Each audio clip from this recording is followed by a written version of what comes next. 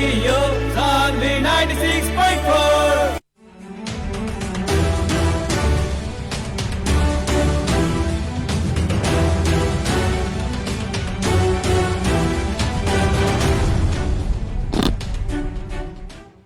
प्रणाम सबजने के बहुत बहुत स्वागत बाटे श्रोता साथी कार्यक्रम यानी वर्ष के आज चुकल बनी हम श्री नारायण अपने शके रेडियो सेट में प्रत्येक दिन हमने के प्रत्यक्ष सुरक्षा रखे वाला व्यक्ति सबन से प्रत्येक दिन हमने के वो सब बात में छलफल करते आ रहल बानी। आज हमने सके बातचीत करब एक जनी सामाजिक अभियंता से मुलुक अभिन चुनावमय बनल बाटी चारवरिया सत्ता गठबन्धन आ प्रतिपक्ष की गठबन्धन से अपन अपन एजेंडा लेके अगाडि बढ़ रहल बाटी। मुलुक में विविध किसिम के परिवर्तन सब भइल बा मने परिवर्तन संस्थागत भइला पर भी व्यवस्था त परिवर्तन भइल मने अवस्था कयो परिवर्तन ना भइल बा। अन्यथा मुलुक में अधिकांश अभिन समस्या रहल बा। नेता सा अपन अपन चुनावी एजेंडा लेके घर दैलो में आबेला चुनाव बितला के बाद में उसेबन मुंह बिना देखाबेला कह के जनता सा के शिकायत बा। अन्यथा नेता सा अपन विभिन्न किसिम की मुद्दा विभिन्न किसिम की आश्वासन बाटिकेला अभिन भी व्यस्त देखल गेल बा। खास करके समाज में का कर देवे को हुई नेता सब कैसन का गतिविधि कर दिहन त बढ़िया रही। सामाजिक व्यक्तित्व लोग के दृष्टिकोण अबिन के राजनीति प्रति कैसन का रहल बाटी। समाज में राजनीति के ओरिया से खेले वाला भूमिका का रही त बढ़िया हुई। समाज के कैसे उत्थान कैल जा सकता। समाज में रहल अन्य विविध समस्या के ठाउँ में का राजनीति दल अभी तक पुगल कि ना। इस विषय में बातचीत करेला एक जनी दशकों समय से हमने के बीच में रह के समाज की सेवा करते आ रहनी एकदम निष्पक्ष बिना कौनो लोभ के वहाँ के समाज में रहल विविध किसिम के व्यक्ति सबन के सहयोग सेवा विभिन्न ठाउँ में व्यवस्थापन भी करते आ रहनी एक जनी कहीं ना महान सामाजिक व्यक्तित्व हमने के साथ में आज जुड़ रहा बनी वहाँ के बनी प्रकाश थारो। वहाँ से हमने के स्वागत करें पहला। हेलो जी स्वागत बा कार्यक्रम बिहानी बस में। बहुत बहुत धन्यवाद अपने के। का में आजकल व्यस्त बानी का होता अभी खास व्यस्तता नहीं है कारण कि अभी तो समाज के प्रति तो दायित्व बोध करे वाला व्यक्तित्व लोग के बहुते मतलब लाइन लागल बा एक के चलते अब हमनी के खास वैसन काम नहीं है बुझात। अभी एगो गरीब के घर बनावे में व्यस्त बानी एगो मुसहर के जे मानसिक रूप से अस्वस्थ बा शारीरिक रूप से अपांग बा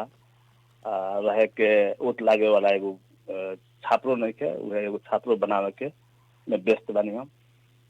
जी आपने अभी कहनी है कि बहुत लोग अभी समाज में आ चुकल बाटे तो ई तो मौसमी सामाजिक अभियंता हो लोग न त मौसम अनुकूल आवेला लोग मौसम फिर परिवर्तन हो जेते चल जाला लोग का लागेला अपने की वैसन आवेला कि सदैव के लावेला।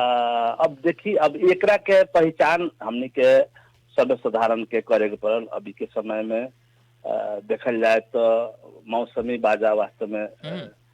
बाजा बाज रहल बा लेकिन एमे हमनी सबके साथ सहयोग निरंतर रूप से कौन व्यक्ति कर रहल बा कैसन व्यक्तित्व हमनी के चयन कइल जाए कि हमनी के समाज के उत्थान होई समाज के प्रगति होई सबल समाज के स्थापना होई। ए लेल हमनी के सबसे पहले अपने आप के मनन करे के पड़ल विचार करे के पड़ल अध्ययन करे के पड़ल ताकि बिहान के दिन में हमनी सबके समाज में एगो सकारात्मक परिवर्तन होखो। न तो निरंतर हमनी के देखत आ रहल बनी सा कि कैसन व्यक्ति हमने सबके अभी कहा बा कि माने पानी भमिलो पार के माछा मारे वाला काम फिर से भी हो रहा बा विभिन्न बहाना में उ चाहे माने केहू यहाँ जनता लोग के दिग्भ्रमित करके अपने आप अपने पक्ष में लावे के प्रयास लोग करल बा। एल इससे हमने के संपूर्ण जनता सब सावधान जब तक ले ना रहल जाये तब तक ले फिर काल के दिन ही दोहराई जैसे हमारा लागता। ऐसे हम संपूर्ण मतदाता जनता लोग से अनुरोध बा कि कम से कम ऐसा तत्व से हमने सबके अलग रहे के पड़ल एगो अपना किस्म के समाज के उत्थान करे वाला व्यक्ति के लेवे के पड़ल ताकि काल के दिन में हमने के समाज सबल समाज के स्थापना होको सिन्हा जी हमनी से जानकारी लोग के भैला के वक्त में कि आज प्रकाश थारू जी से बातचीत करे के बाद तो बहुत ही लोग जैसे हमनी से कहले रहे कि ई भी बात पूछ देम कि तकरीबन एक बोरा चाउर बांट देवेला आदमी अपना के सामाजिक अभियंता लिखा के आज चुनाव में गइल बा दशकों से लगानी कोई नहीं अपने प्रकाश जी तो अपने चुनाव में काहे ना गइनी एकर का उद्देश्य बा का एकर लक्ष्य बा चुनाव में जाए के कारण एक मतलब हमरा ना जाए के कारण एके गो बा जी जी कि अभी भी विगत के दिन में भी हमने के पाठ सिखौले बा जी कि बहुते ऐसा सामाजिक लोग बा जे समाज प्रति अपन जिम्मेवारी बोध करौलक वैसन वैसन व्यक्तित्व लोग के भी स्थानीय निकाय में देखल जाए स्थानीय चुनाव में देखल जाए तो उस समय में भी मतलब धोखा दिलक है 150 वोट मिलल जमा एल अभी के जे जनता में जागरूकता होखे के चाहिए हमने के बैलेंस आके बार बार बैलेंस आके हमने के बात लेने से उदाहरण ले बैलेंस आवे हर चंपांग राय भाई बार बार हम सबके उदाहरण मैंने पेश कर जाता लेकिन काठमांडू के जनता या धरान के जनता हर एक जगह में नहीं है ऐसे सबसे पहले जब तक ले जनता अपने आप में सक्षम ना हुई अपने आप में जागरूक ना हुई अपने आप में सचेत ना हुई तब तक ले हमने जैसन आदमी के उपस्थिति वहाँ न्यून रही एक के चलते हम चुनाव में जाए के हमरा प्रयास ना रहे हमरा मानसिक रूप से तैयारी भी ना रही जी जी अपनी तो मतलब हमने कि जब से आकलन करता नहीं एकरा बाद में भी बहुत ही लंबा समय से अपनी समाज में बैठ के एकदम ग्रास रूट से काम करते आल व्यक्तित्व बने अभी तक ले समाज में देखल जाऊँ तो जितना के विकास हो के चाहिए जितना के परिवर्तन हो के चाहिए व्यवस्था बदलल व्यवस्था बदले के चाहिए वो सब ना भइल उ सब के कर दे बेला खास करके राजनीति दल से जे नेतृत्व करता बाटे उ सब का ध्यान दे देत त बढ़िया एगो सबल सक्षम आ समृद्ध समाज बन जाइत का लागेला यहाँ देखिए नइखे कैले से बात हम ना कहे कैले बा पर्याप्त नइखे हो सकल जी पक्के ई लोग कैले बा जैसे हमने सबके अपेक्षा जौन बा 100 में 100 100 में 100% काम होके के चाहिए 100 के 100% काम मतलब हो जाए तो बहुत अच्छा हो लेकिन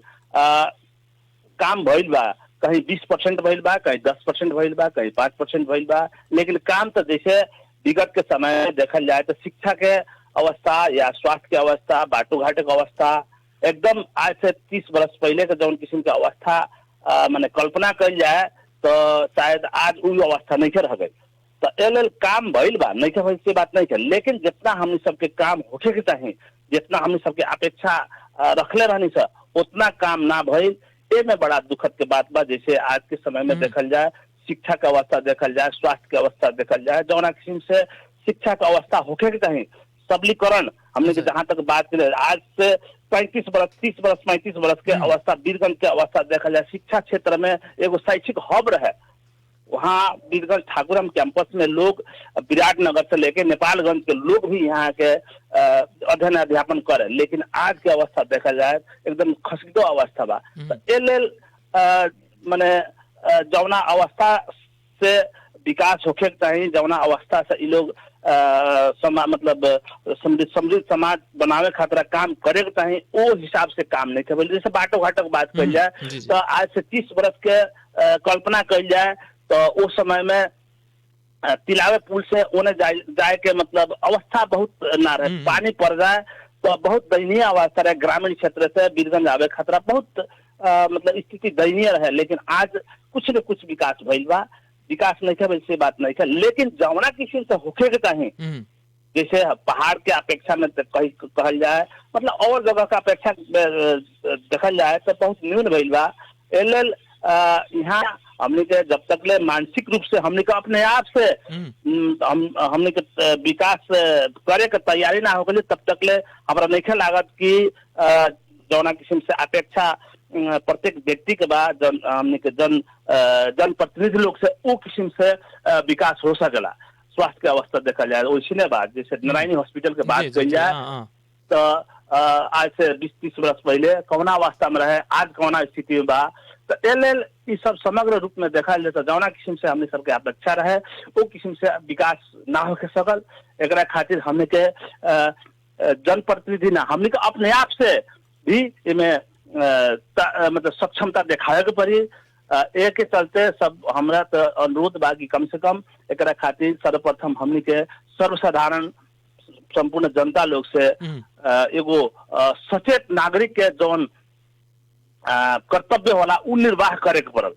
तबे ही हमनी के जे सोच रहल बानी सबल समाज के, सक्षम समाज के, तबे ही स्थापना हो सकेला। अब हमनी के प्रश्न कहाँ जाके खटकता, कब तकले प्रकाश थारू ही मात्र समाज की ला अगाडि बढ़त रहेम? कब तकले प्रकाश थारू ही सड़क में अल्पत्र पड़ल व्यक्ति, समाज में अन्याय में पड़ल व्यक्ति तथा सामाजिक उत्थान के ला कब तकले संघर्ष करत रहेम? औरी प्रकाश थारू काहे न बन रहल बा समाज में? औरी व्यक्ति सबन काहे न अगाडि बढ़ रहल बाटे? कहाँ चुकता समाज? शिव नारायण जी, देखल जाए ई जे बात अपने बड़ा बढ़िया प्रश्न रखनी है कि कब तक ले, लेकिन हमरा माने हमर एगो अनुभव ई बता रहल बा कि काल तक ले एगो प्रकाश थारू ही रहे, लेकिन आज के समय में प्रकाश थारू जैसा सैकड़ों युवा लोग हमने के वीरगंज में जन्म गईल बा कि कम से कम सामाजिक उत्तरदायित्व अपन बोध करावता लोग, समाज के प्रति जौन काम कर्तव्य बा, एगो सामाजिक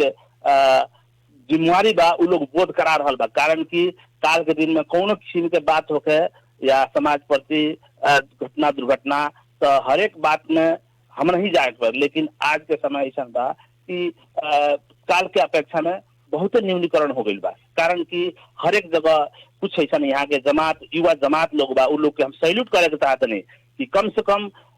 एगो समाज प्रति के जो उत्तरदायित्व ये लोग बोध करा रहल बा। एगो हर एक जगह 2-4 मतलब 10 गो 20 गो युवा लोग के टीम खड़ा हो गई बा। एक के चलते जौन किस्म से हमरा हर एक जगह सामना करे के पड़े वो अवस्था आज नहीं रह गई। एक के चलते कुछ न कुछ परिवर्तन तो भइल बा, लेकिन जौना रफ्तार में हमने के समाज में परिवर्तन होके के चाहिए वो हिसाब से नहीं के। अपने के एगो हम घटना बता रहल बने कि आज से हमने के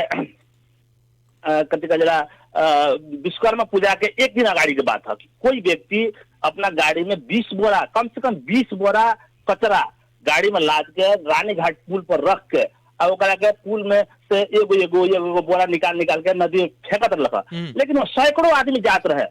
कोई के वास्ता ना रखा कि काहे बिगता काहे मतलब। लेकिन हम गईनी ओकरा रोकनी, ओकरा के काउंसलिंग कहनी, आग्रह कहनी। उ लोग 4 आदमी रहे, चाहे लोग तो हमरा के प्रतिकार करके कुछ भी कर सकत, लेकिन उ लोग से आग्रह करी, निवेदन कहनी, डरवावनी, उ लोग वहाँ रोक के मतलब बैठ हो गए। तो कथी बात की इस जो समाज प्रति के उत्तरदायित्व प्रत्येक व्यक्ति में होके पड़ल। जब तकले प्रत्येक व्यक्ति में ई चेतना ना जागे तब तकले हमने जौन किस्म के समाज के परिकल्पना कर रहल बानी सर वो किस्म के समाज स्थापित करे में बहुत कठिन हुई। शिवनारायण जी समाज की जो रूप से हमने के परिकल्पना करल बनी सन जौन के स्थापित हो कि तो स्थापित के कर दी, कहिया तकले हुई, जनता में जागरूकता कहिया आई, कब तकले जनता ई तो हमर काम हुए हमरा करे के पड़ी, ई तो हमरा ना कैला से बड़ी ना निमन हुई कह के कब तकले बुझी? का लागेला यहाँ के का सर्वे? देखिए जब तकले जनता अपने आप में सचेत ना हुई, जब तक से अपने आप में सचेत ना है, अपने आप के समाज प्रति के एगो मतलब सचेत नागरिक के अवधारणा ना है, तब तक ले ई हमने के झेले के पड़ी। ऐसे मतलब हम कहे के कथी चाहते नहीं कि हर एक व्यक्ति में सबसे पहले अपने आप के बदले पड़ल। परिवर्तन संभव बा, लेकिन अपने आप से शुरुआत भी करे के पड़ी। जब तक ले अपने आप में बदलाव ना आए तब तक ले समाज के कुछ बदलाव ना हो सकला। अपने आप में बदली, घर परिवार के बदली, गांव नगर के बदली, समाज के बदली, तब जाके देश में बदलाव आई। ऐसे जब तक ले अपने आप में सचेत नागरिक के सचेत नागरिक के हिसाब से हैसियत से अपने आप में बदलाव ना आए तब तक ले हमने जौना किस्म के अपेक्षा कैले बानी समाज के रूपांतरण करे के उ बहुत कठिन बा। जी अब हमनी के हल्का राजनीति कोरिया जाइल जा। अब इनके जो राजनीति अवस्था पर्सा जिला में देखल जा रहल बाटी, अपनी को सामाजिक व्यक्तित्व के दृष्टिकोण से कौन रूप से के व्याख्या टिप्पणी विश्लेषण कर रहल बानी? देखिए खास करके कहल जाए तो हम राजनीतिक व्यक्तित्व ना है, लेकिन अब रउआ इस सवाल पूछनी तो हमरा जी अपनी तो नजदीक जवाब से दे- नियाल रहल बानी न त जी, समाज के हरेक एकदम। घटना के देख रहल अभी बानी जी जी अभी जे बा केहू यहाँ माने पानी के धमिलो बना के माछा मारे वाला काम हो रहा बा। वो चाहे कौनो राजनीतिक कर्मी होके, कौनो पार्टी को होके, कौनो व्यक्ति होके, सबके अपेक्षा कथी बा कि केहू यहाँ जनता के दिग्भ्रमित करके विभिन्न किस्म के एजेंडा, विभिन्न किस्म के प्रलोभन, विभिन्न किस्म के लोभ लालच दिखा के जनता लोग के दिग्भ्रमित करके अपने आप में मतलब उस फायदा लेवे के हरेक व्यक्ति के मतलब चाहना हो गई बा जैसे हमरा लाग रहा बा। कारण कि देखल जाए तो पहले एजेंडा के बात होके, पहले अपने के कथी कहल जाला समाजवाद के बात होके, लेकिन आज वो अवस्था नहीं रह गई। जी जी बहुत बहुत बड़का बड़का समाजवादी लोग, बहुत बहुत बड़का लोकतंत्रवादी लोग के हमने के देख चुकी सर कि कौना अवस्था में अभी लोग जा रहा बा। अपना हजूरे एजेंडा एक जगह रह के भी अपना व्यक्तिगत स्वास्थ्य खतरा ये लोग कुछ भी कर लेता, कभी दिन के देख लेता एक जगह, रात के दूसरा जगह चल जाता लोग। अब इन्हीं के चुनाव में कथी देखे के मिलल कि रात भर कौनो पार्टी के झंडा ओढ़ के टिकट के ला बार्गेनिंग करे वाला आदमी, जब दिन होते गईल आज सजिया के दोपहरवा के समय से ढलकते सजिया उड़िया जाए लागल तो वे लोग झलपट पार्टी के झंडा फेंक के राष्ट्रीय झंडा ओढ़ के हम स्वतंत्र हो गनी स्वतंत्र हो गनी कके एगो बिग बिग देखल गई। हमने के समाज किने उड़िया जाए कुछ परिकल्पना कइल जा सकता है। जौन आदमी अपन पार्टी में ही विश्वास ना करता वो बिहान के दिन में जनता के का विश्वास करी, का जनता की अपेक्षा पूरा कर सकेला? वह बात हम अपने के मतलब हम बताओल जा जी वह बात हम प्रश्न पा रहा बने कि जौन आदमी अपने मतलब देखिए 20 वर्ष से समर्पित बा, 50 वर्ष से पार्टी प्रति समर्पित बा, विचार प्रति समर्पित बा, लेकिन छीन भर के एगो कुर्सी के लालच में, कुर्सी के लोभ में, टिकट के लालच में छीन भर में ओकरा के लतिया के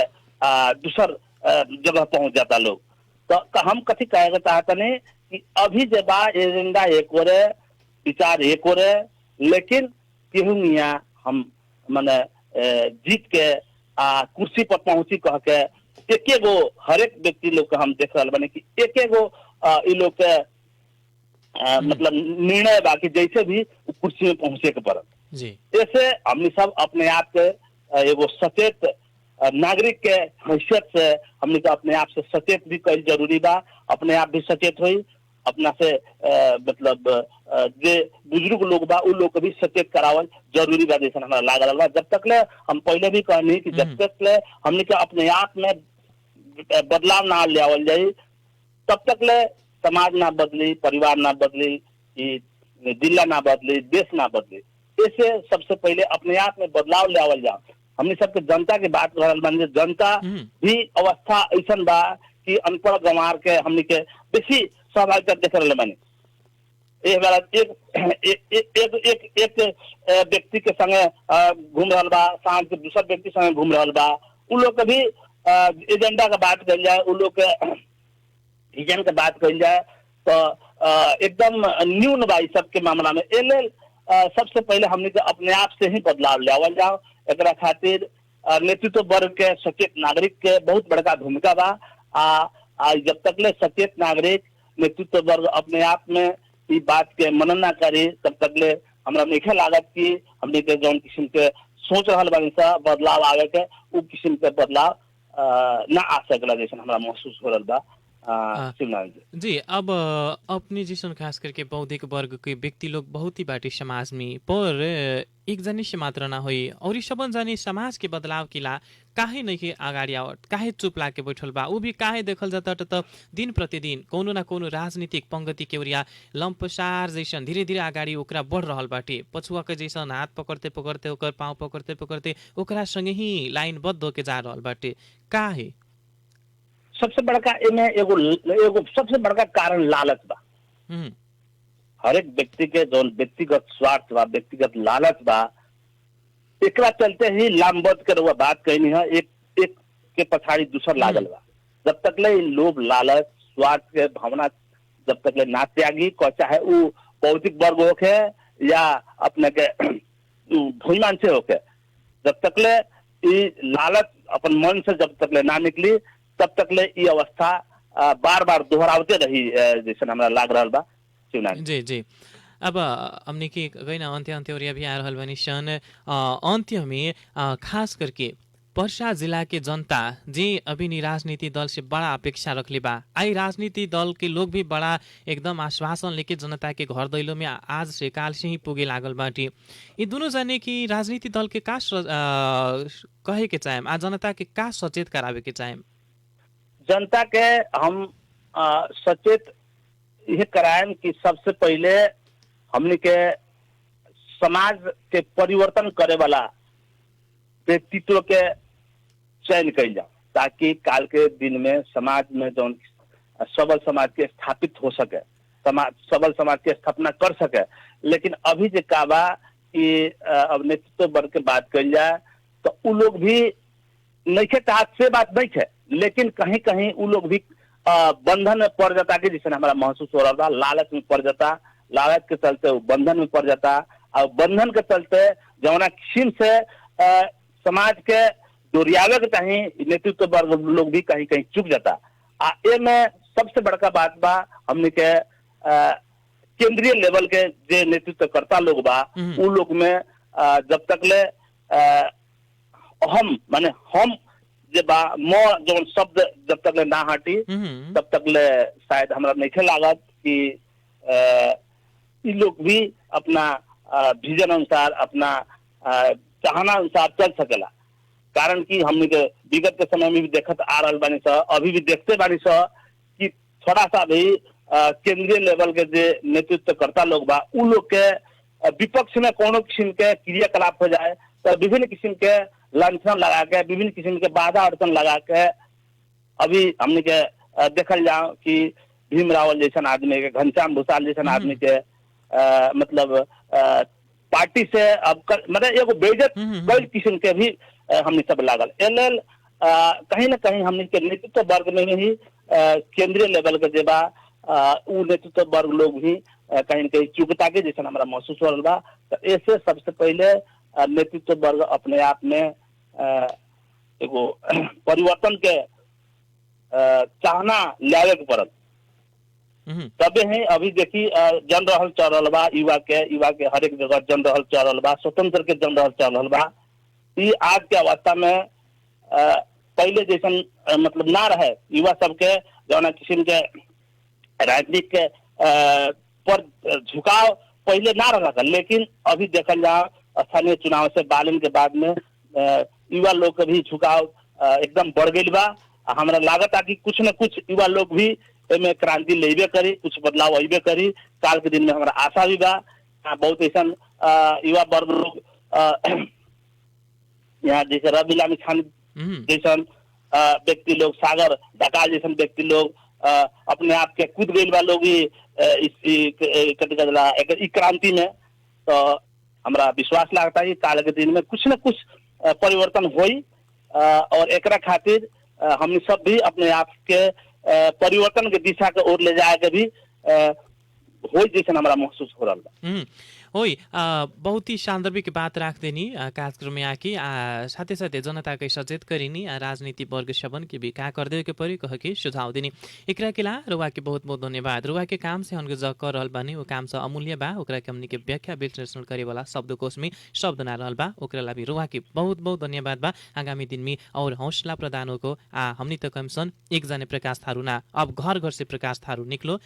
सब जने अपन अपन समाज गांव टोल छर छिमेकीला एंगतिया बढ़िया काम करके अपन गांव अपन टोल अपने निर्माण करो कम आरुआ के पुनः धन्यवाद देवे के साम।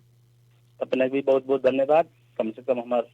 मन के बात रखे के वालोगन एगो अवसर प्रदान करनी, एकरा खातिर अपने के लगाए संपूर्ण टीम के हम हृदय से धन्यवाद देवे के चाहते हैं। होई छुटेम अपने से प्रणाम।